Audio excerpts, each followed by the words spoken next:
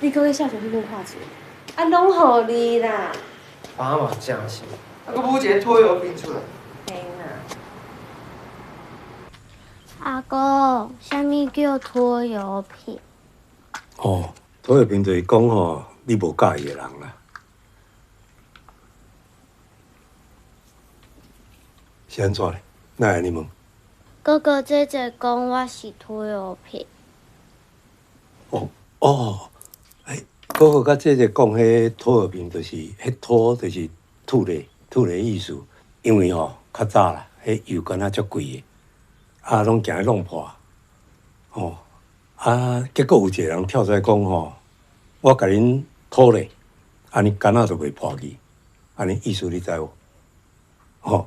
所以对啦，咱若对咱介意的人吼，咱会讲你是我迄拖油瓶，嘿。